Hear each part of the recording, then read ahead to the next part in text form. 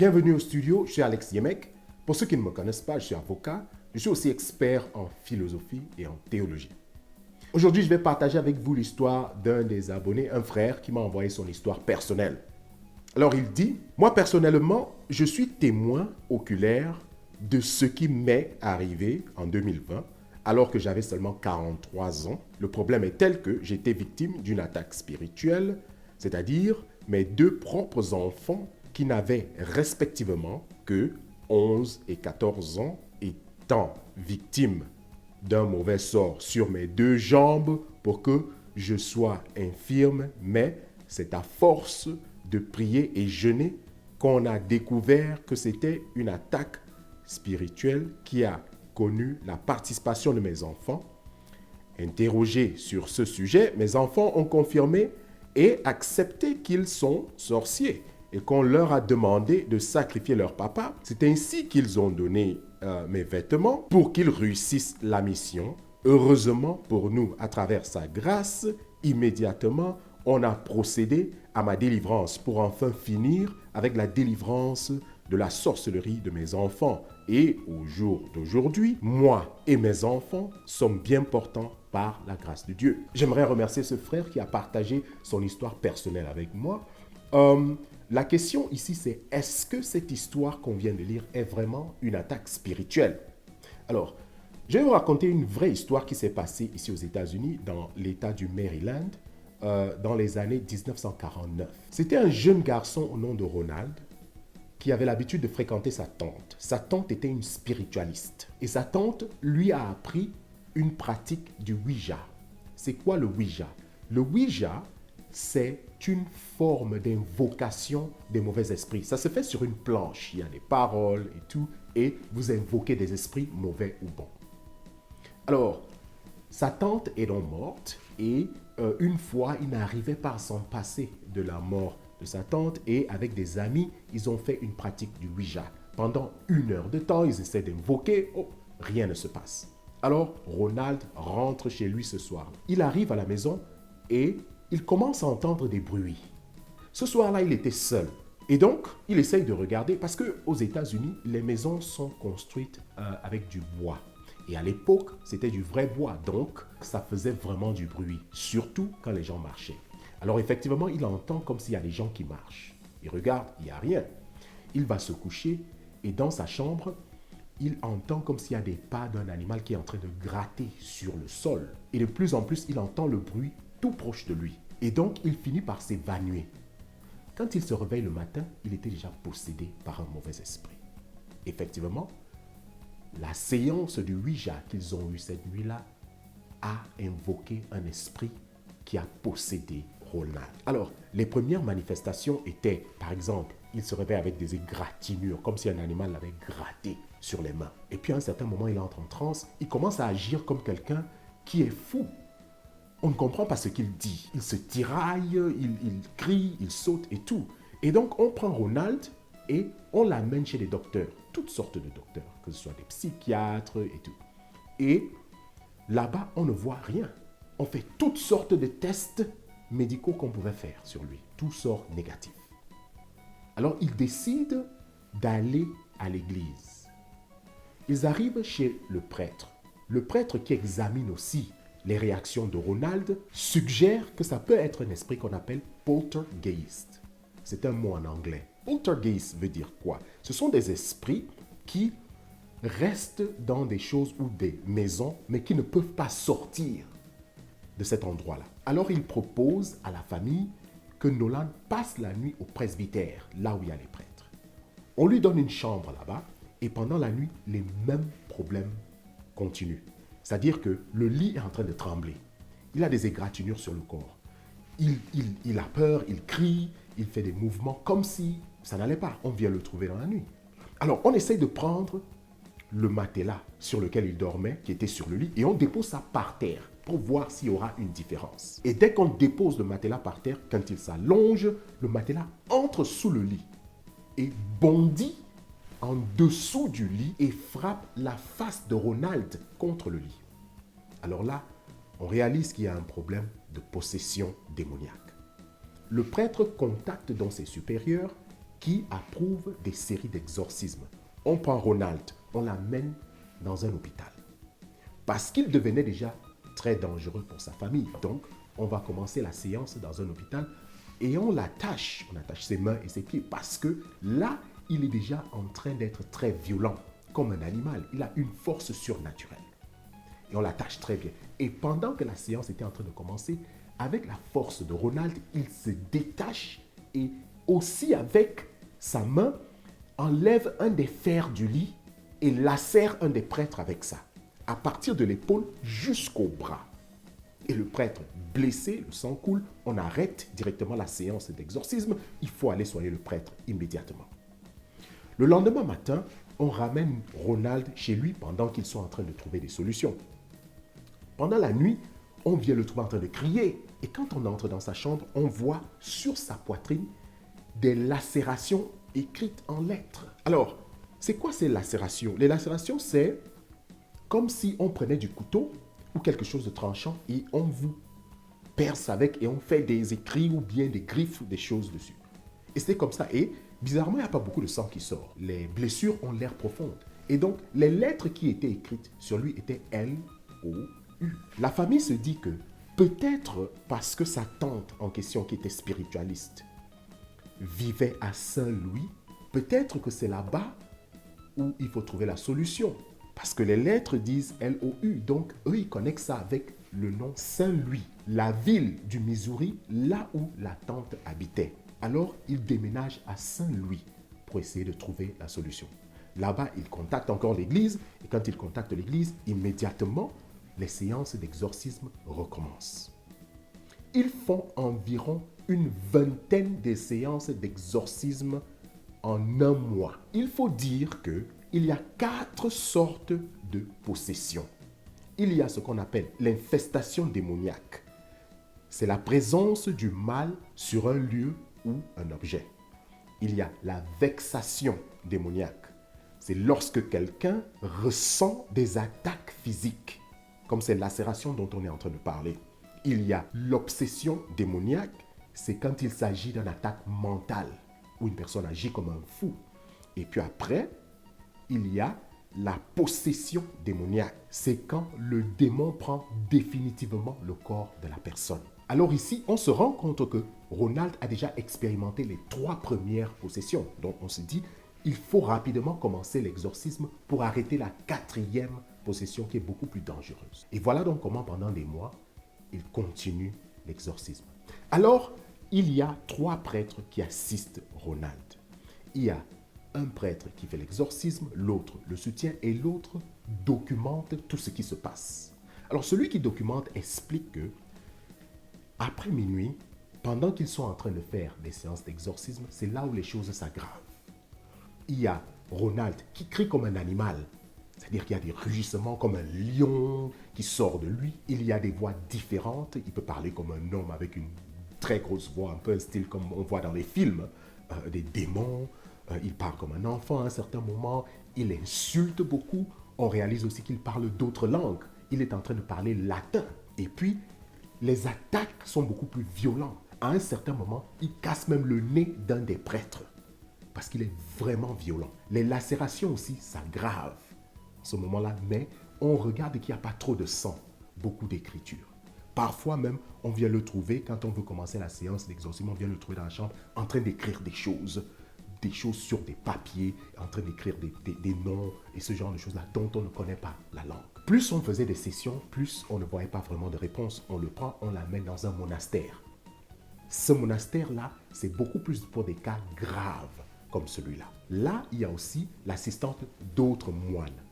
Et on continue les sessions d'exorcisme et une soirée, on entend une voix différente de Ronald qui dit « Sors de lui au nom de Dieu ». Et de là, Ronald reprend sa conscience.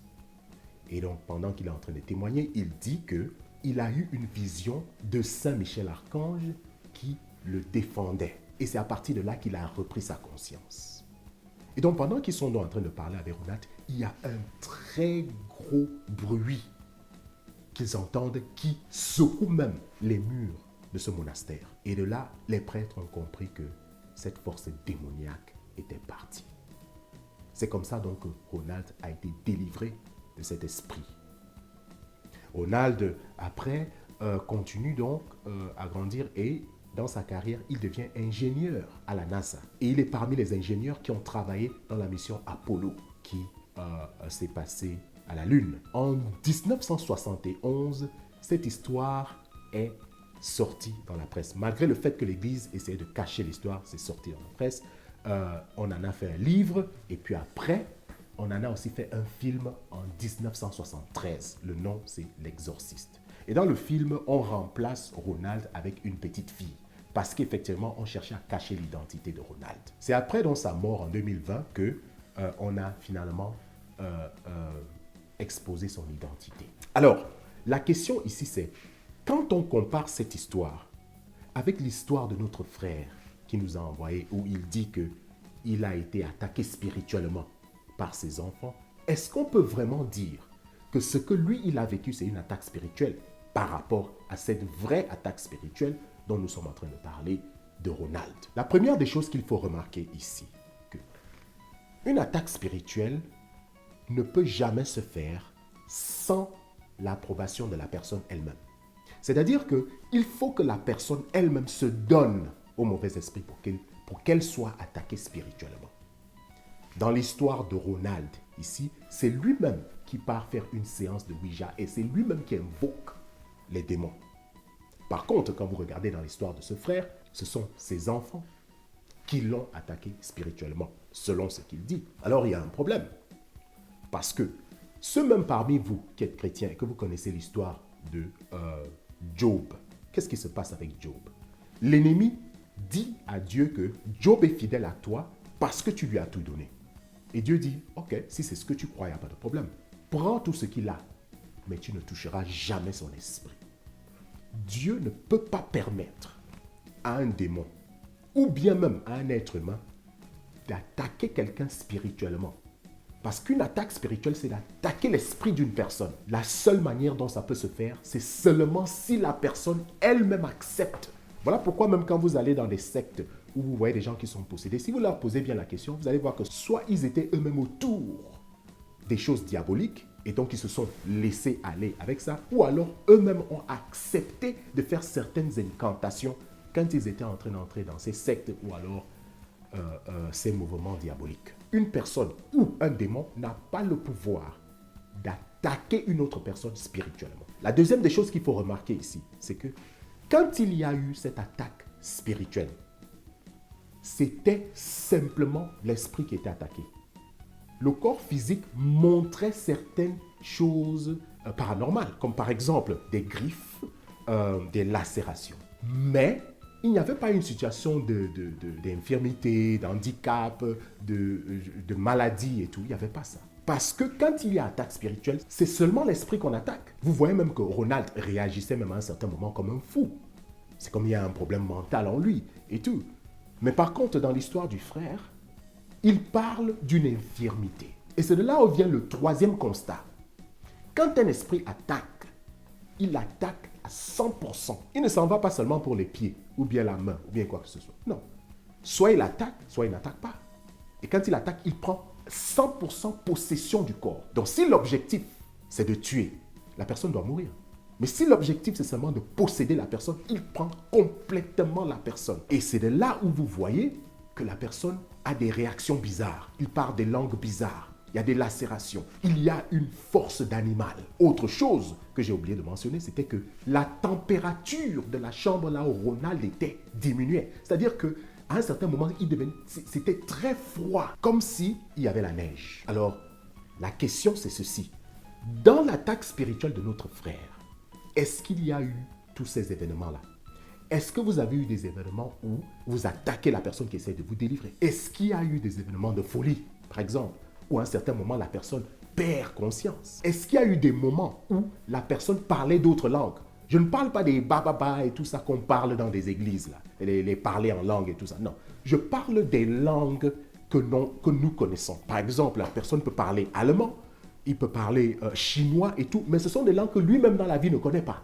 Est-ce qu'il y a eu ces moments-là? Est-ce que dans la maison où on délivrait notre frère, qui a partagé cette histoire avec nous, la température descendait. Est-ce qu'à un certain moment, il faisait très froid ou alors il faisait très chaud? Parce que tout ça, c'est pour empêcher la délivrance. Est-ce qu'il y a eu des lacérations, des griffes? Pourquoi? Parce que ce sont des possessions spirituelles, des attaques spirituelles. S'il n'y a pas eu tout ça, alors il n'y a pas eu attaque spirituelle. Une attaque spirituelle, ce n'est pas la blague. Ce n'est pas des blagues qu'on voit souvent dans des églises avec des faux pasteurs. Qu'est-ce qui se passe? On voit des acteurs, comprend? On leur met le micro pendant des séances, des cultes et tout. Et on leur pose des questions. Qui es-tu? Oh, je suis l'esprit tel. Je suis venu. Qu'est-ce que tu veux? Je veux attaquer telle personne et tout. Tout ça, c'est du cinéma. On ne s'amuse pas avec des démons. Si vraiment ces gens-là sont possédés, ce qui va se passer dans cette église, personne ne va rester. Il faut du courage pour participer à ces choses. Et puis, vous devez comprendre une chose. On n'expose pas les vies privées des gens. Et ça, c'est entre parenthèses. Quand, par exemple, certaines églises comme l'église catholique fait des exorcismes, vous n'allez pas les voir montrer ça dans les télévisions. On amenait Ronald dans des endroits fermés. Par exemple, dans des monastères, c'était des hôpitaux cachés où on faisait ce genre de choses. Pourquoi? Parce qu'il fallait protéger l'identité de cette personne. Vous ne voulez pas que la personne soit exposée, qu'on commence à fuir la personne et puis ce genre de choses. Mais allez-y dans des églises de ces faux pasteurs. Comment ils sont en train d'exposer la vie privée des gens. Est-ce que vous-même vous seriez content si on expose vos vies privées? Tout ça, c'est pour se faire voir. Nous avons de sérieux problèmes de malnutrition en Afrique et puis aussi des problèmes sanitaires. Récemment, il y a eu une histoire au Cameroun où il paraît qu'il y a un homme qui déféquait dans la pâte des beignets. Ça veut dire que si c'est vrai, il mélangeait ses sels avec la pâte des beignets. Il préparait ça comme ça et nourrissait des gens comme ça pendant des mois. Qui sait, peut-être même pendant des années. Alors, imaginez-vous que quelqu'un tombe malade à cause de ça. Qu'est-ce qu'il va dire? Oh, on m'a attaché en Afrique. Un pasteur va venir lui dire, oh non, ce sont tes enfants qui ont fait ceci. Oh non, c'est ton grand-père qui est comme ça et tout ça. Non, parce que effectivement, il faut que ces pasteurs-là disent ce genre de choses pour qu'ils aient de l'argent. Puisque s'il vous dit d'aller à l'hôpital, il va perdre de l'argent. Il va perdre de la popularité. Il faut qu'on dise que c'est un pasteur de miracles. Parce qu'il a ses objectifs. Il veut une grande église. Il veut acheter des jets privés. Il veut avoir des voitures et tout ce genre de choses-là. Donc, s'il vous laisse aller à l'hôpital, il vous dit carrément que non, mon frère, ici, là, il y a, ça c'est un problème que vous devez peut-être d'abord aller examiner à l'hôpital. S'il vous dit ce genre de choses-là, il va perdre son business. Il y a des gens qui passent leur temps à boire du mauvais alcool. Vous ne savez même pas ce qu'on met dans cet alcool. Des whisky qu'on fait à base de je ne sais pas quoi. Des bières que l'on vend en Afrique où Dieu seul sait ce qu'on a mis dedans. Et des gens boivent tous les jours comme s'ils étaient esclaves de l'alcool. Demain, quand ils tombent malades, ils vont dire qu'on les a attachés au village. Le grand-père a fait ceci, la grand-mère a fait ceci, oh, ta tante a fait ceci, tes enfants sont démoniaques. Il ne se rend pas compte que pendant des années, le mauvais alcool qu'il boit est en train de le détruire. Il y a des gens qui ne se nourrissent pas bien, des gens qui ne boivent pas l'eau ou bien qui boivent une mauvaise eau. Il y a des maladies qu'on peut seulement soigner avec de l'eau. Des petites choses. On dit que l'eau est la source de vie, mais on ne boit pas beaucoup d'eau en Afrique. Et quand bien même on essaye de boire de l'eau, peut-être que c'est de l'eau qui est sale, qui apporte par exemple des maladies comme le choléra. Et quand on a dans ces maladies-là, parfois quand vous allez dans des hôpitaux et qu'on n'arrive pas à trouver, parce qu'aussi dans des hôpitaux en Afrique, on a des problèmes de matériel. Il y a certains examens qu'on fait en Occident dont les Africains n'ont pas les possibilités de faire à cause de leur manque de matériel. Et donc quand on est à mesure de rien trouver, ils vous disent vraiment on n'a rien trouvé. C'est fini. Les pasteurs et les marabouts vont vous dire que, oh non, ce sont les sorciers. Vous avez des attaques spirituelles et tout. En Afrique, par contre, il y a de très bons docteurs qui soignent dans l'indigène. Ils n'ont peut-être pas fait des écoles de médecine et tout, mais ils ont de la connaissance des herbes qui peuvent soigner dans l'indigène.